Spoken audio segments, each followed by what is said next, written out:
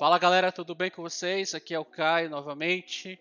Vamos falar hoje de Big O. Vocês vão gostar, eu espero que sim. É uma aula bem resumida, bem por cima mesmo, porque eu acho que não vale a pena a gente focar tanto assim, mas a gente vai conseguir compreender bastante, apesar do resumo, e depois das indicações de aula e de conteúdo, vocês vão ficar feras aqui com o Big O, tá? Então, Caio, o que é Big O? Como você falou por cima lá da última aula e como você vai falar aqui?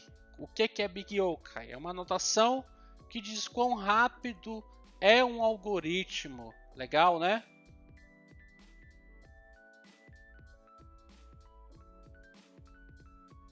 O algoritmo ele não é medido por tempo, tá? Apesar de a gente usar o termo tempo, a gente calcula o tempo de algoritmo em relação a um número de operações executadas, tá? Porque o algoritmo ele é executado independentemente disso aqui, ó, independentemente de máquina, tá? Um Kindle é uma máquina, cara. Independentemente de um celular, independentemente de um computador, tá? Porque o computador ele pode influenciar sim. O algoritmo ele pode ser mais rápido dependendo do tamanho da CPU, do núcleo de CPU sendo disponíveis ali no computador, tá? Ele é medido pelo número de operações, por isso ele tem que ser agnóstico à máquina e ao ambiente que ele está sendo executado, tá bom?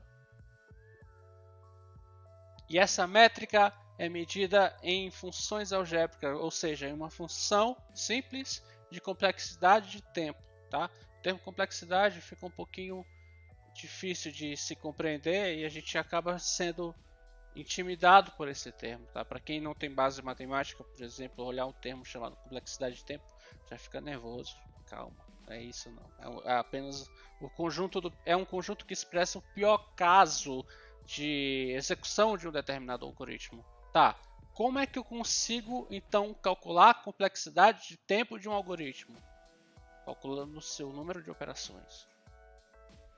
Tá? Antes de a gente começar a entender como é que se calcula o número de operações, a gente precisa entender o que é uma função algébrica, tá? Uma função é uma relação entre dois objetos x e y que expressa o número de operações dentro desses objetos x e y, por exemplo.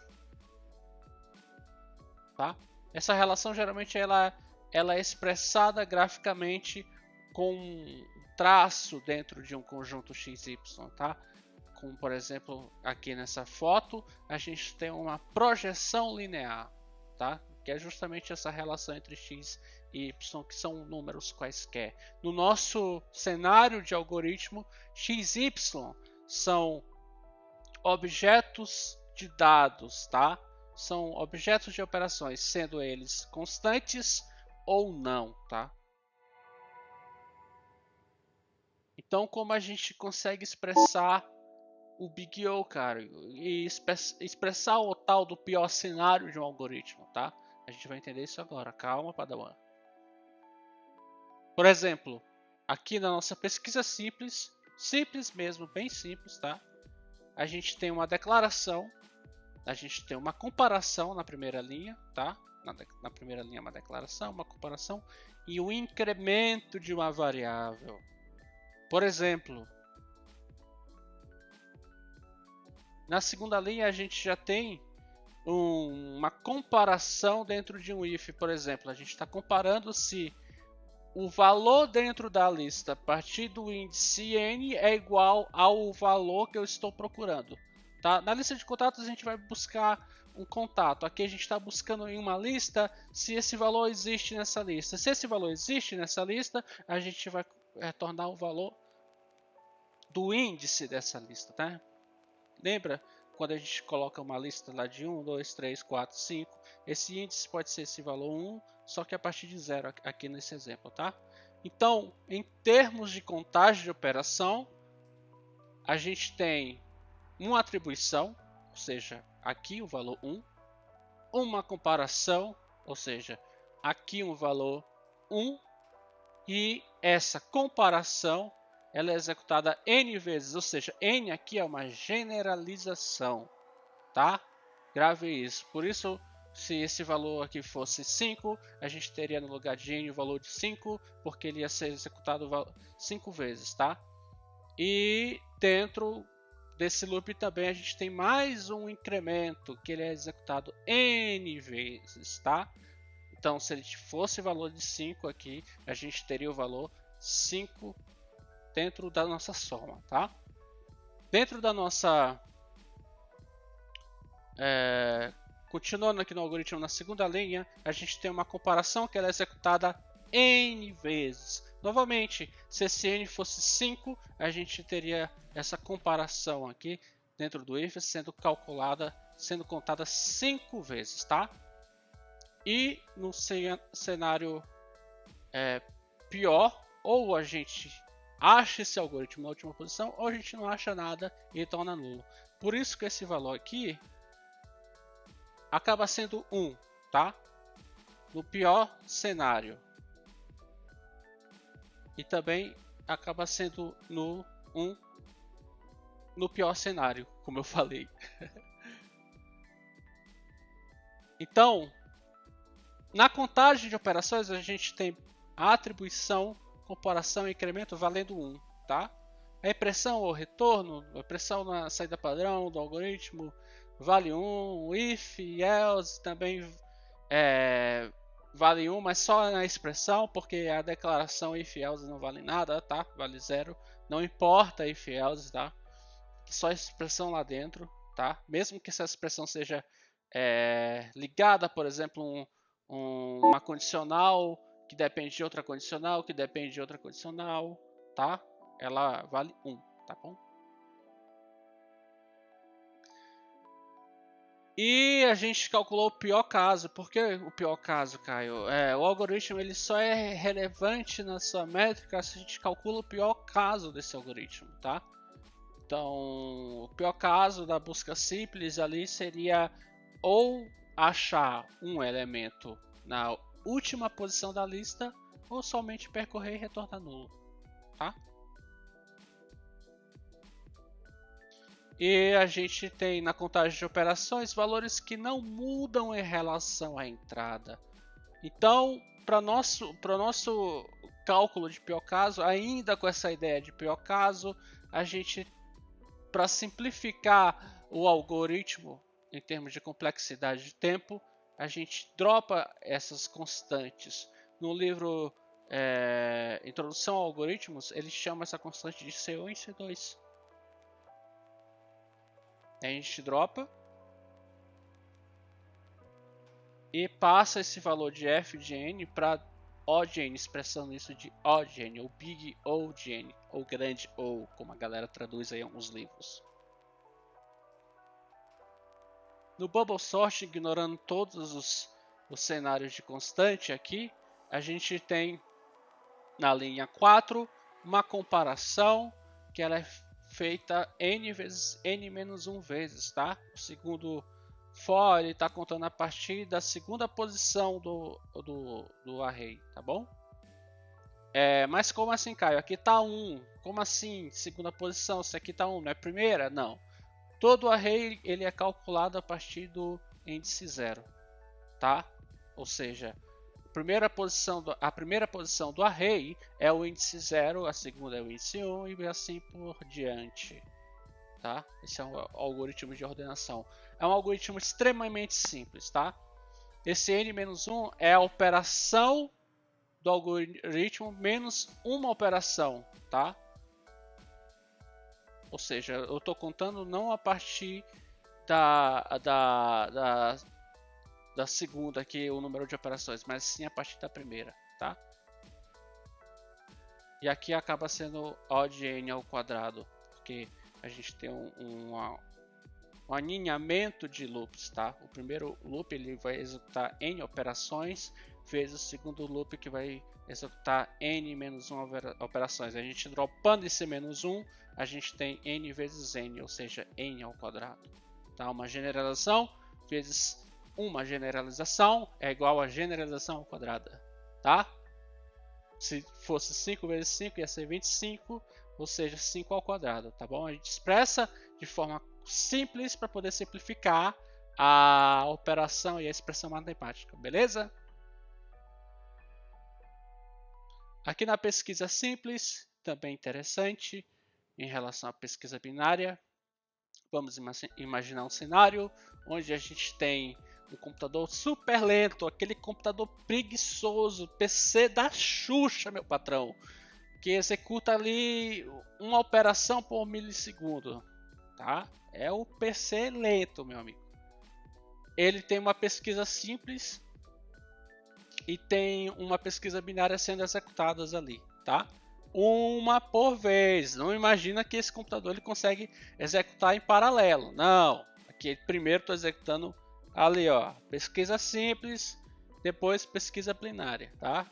Na pesquisa simples, como cada operação ela é executada em 1 milissegundo, para cada elemento ela vai custar 1 milissegundo. É uma relação direta aqui, né, de dois elementos.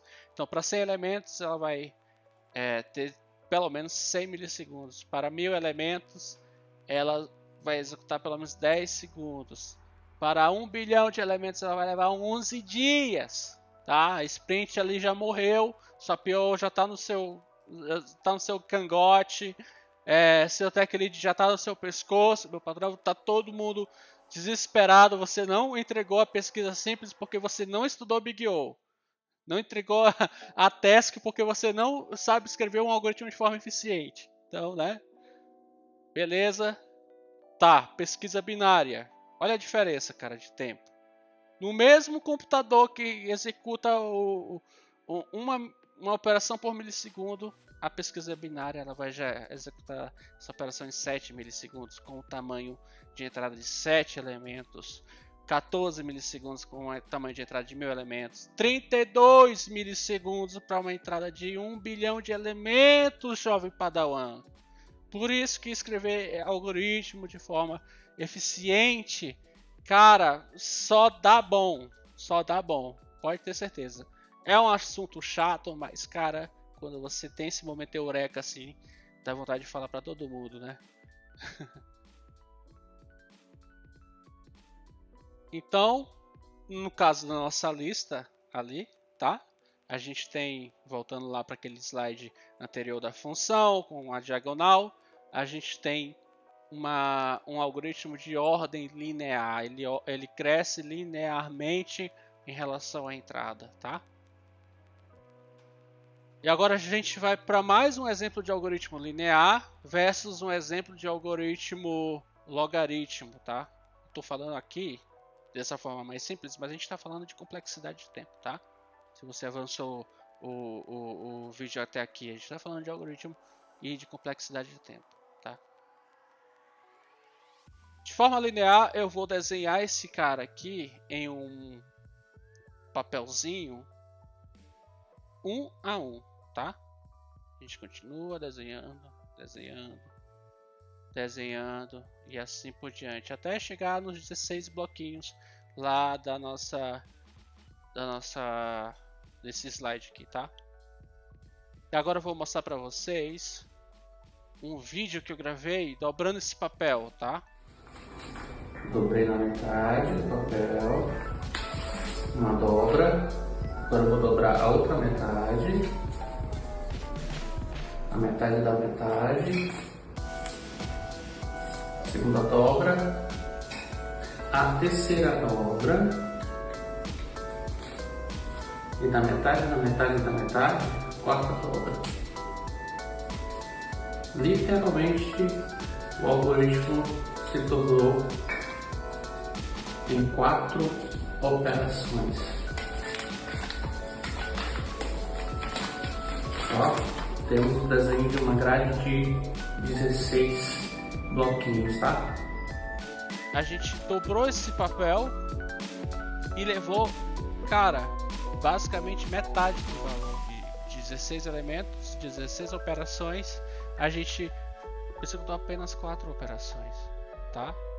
Então a gente basicamente diminuiu pela metade o número de operações, tá bom?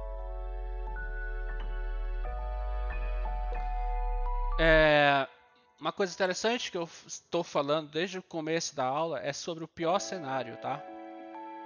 O pior cenário é o pior cenário. Não...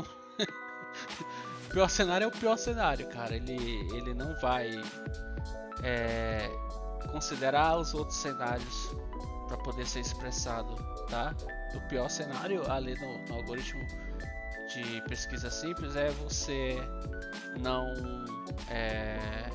achar o valor, ou quando achar o valor tá lá na última posição da lista, tá?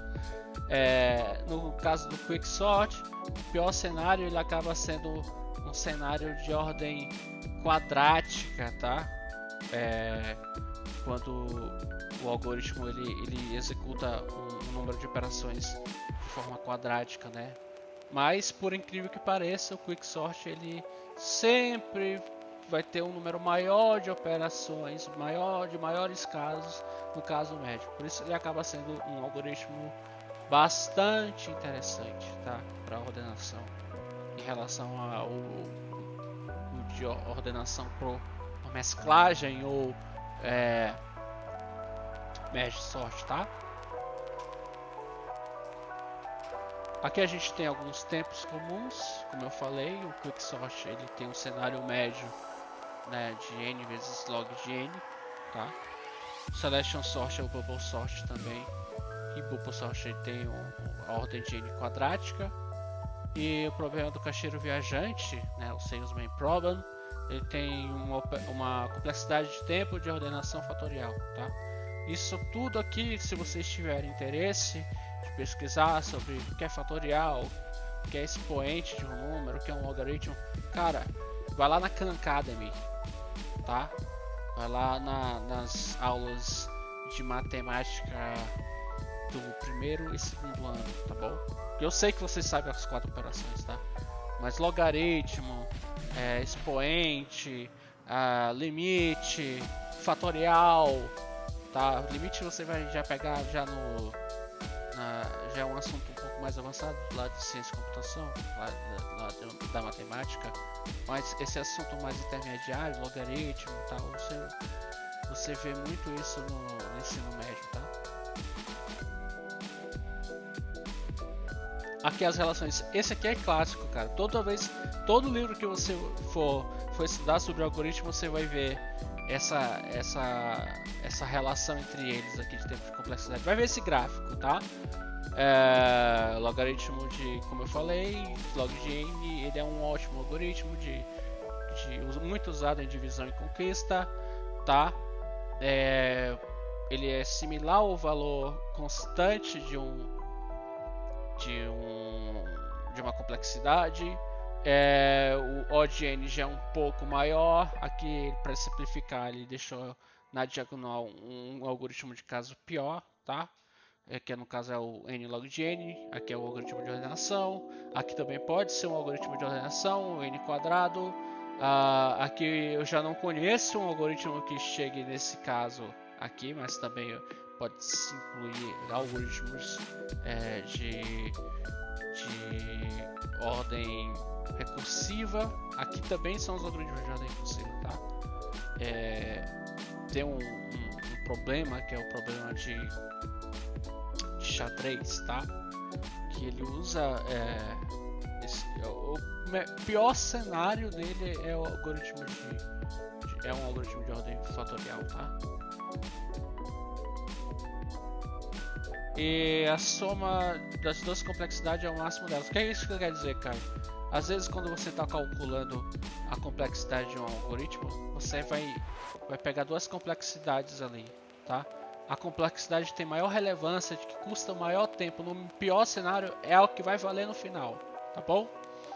Isso a gente vai pegar uns exemplos um pouco mais na prática aqui, mas tenha já isso em mente, que qualquer relevância do algoritmo, pensa sempre no pior cenário, tá? A palavra-chave é essa, você não precisa saber muita matemática, pensa sempre no pior cenário, tá? O algoritmo ele sempre vai ser analisado no pior caso, no pior cenário, isso que é relevante pra gente, tá? Beleza, só repetir, e o resumo é basicamente esse: pensa no pior cenário do algoritmo.